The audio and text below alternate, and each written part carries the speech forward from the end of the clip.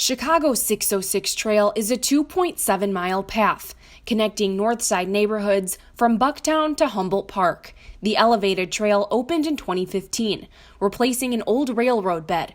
Caroline O'Boyle works for a nonprofit organization that helped develop the trail. She says one of their goals was to add green spaces to neighborhoods that lacked them.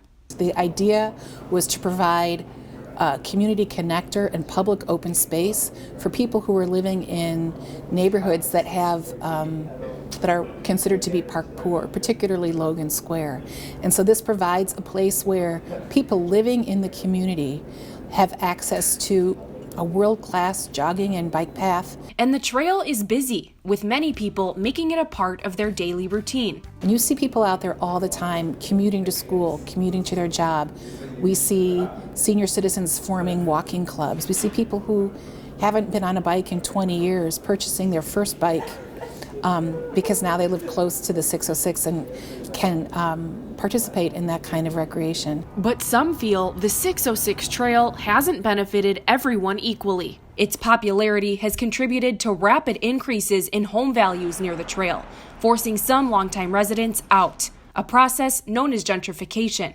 Gary Jimenez and his family lived in the same Humboldt Park residence for 10 years, just a few blocks from the 606. But once it opened, they couldn't afford to stay. Our rent went up right around $500. So yeah, and my parents couldn't afford to do that because, I mean, you know, they're two people working class, and it was extremely difficult to hear that we were going to have to move further west. So it was difficult to hear, and I definitely wasn't the only one that was impacted by this. When families are displaced, it can affect many areas that make up a community, including school funding. The schools in the neighborhood have less students, which means less funding, which means that's why we have schools around here where they don't have a librarian, they don't have a counselor, they don't have a social worker, they don't have a nurse, because there's not enough students in the school for the city to supposedly justify those expenses. And so displacement, it goes beyond just that one family. It really impacts the community as a whole. Not all neighborhoods along the 606 have seen drastic changes. I'm standing here on the western edge of the 606 Trail, where home prices have increased dramatically.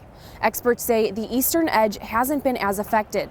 That's because on the eastern end, in neighborhoods like Bucktown and Wicker Park, the housing market was already stable with high prices before the 606 broke ground. On the western end, in Logan Square and Humboldt Park neighborhoods, new buyers coming into the neighborhoods are willing to pay high premiums, over 22%, to live near the trail, according to a study released by DePaul University's Institute for Housing Studies. The Institute's executive director, Jeff Smith, explains why investors have been so attracted to the western end. On the western half of the trail, which goes all the way almost to Central, just a little bit past Central Park, what you see is that area, housing was lower cost, and investors saw an opportunity to acquire lower value properties and rehab them or convert them, so in some cases rehab them and sell them at higher price points to higher income borrowers that might have been attracted to this new amenity. The study says home prices have increased on the west end nearly 48% since the trail broke ground in 2013, compared to about 14% in the east. In 2012, the median price for a 2 to 4 unit building on the western end was $97,000. By 2018, that median price had gone up to $462,000. 2 to 4 unit buildings make up most of the western end's affordable housing options, and demolishing some of these buildings caused most of the displacement.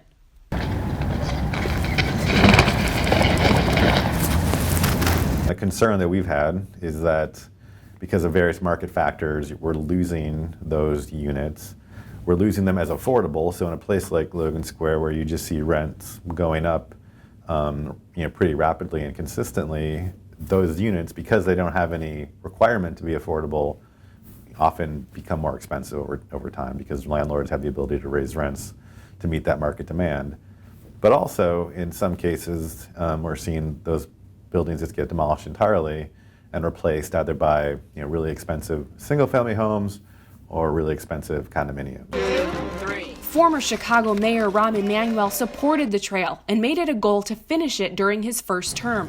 Some feel that this fast track meant that affordable housing wasn't protected. The energy behind his administration that really put this project on the fast track. And that has both pros and cons. When a project is on a fast track, it makes it more difficult to put the kinds of safeguards in place that will prevent gentrification. And actually, that's one of the biggest lessons learned from working on the 606, and that's a lesson that actually we're taking to our peers and colleagues who are working on similar projects across the country. The City Council recently approved a 6-month moratorium on demolitions near the 606 trail to help with gentrification. Mayor Lori Lightfoot hopes that long-term strategies will be created during the moratorium that can also be applied to similar development projects in the future. My expectation is that the Department of Housing will continue the work that they have been doing on coming up with a much more comprehensive citywide plan on how we can grow neighborhoods and transform them without displacing long-term residents. So obviously a lot of that has to do with making sure that we create affordable options for residents to be able to stay in the city, that we take the lessons learned from the displacement that happened along the 606, and we do a better job of integrating that into a comprehensive policy. The 6-month moratorium on demolitions officially starts February 1st, but that's just the first step into stopping displacement. For Good Day DePaul, I'm Erica Carbajal.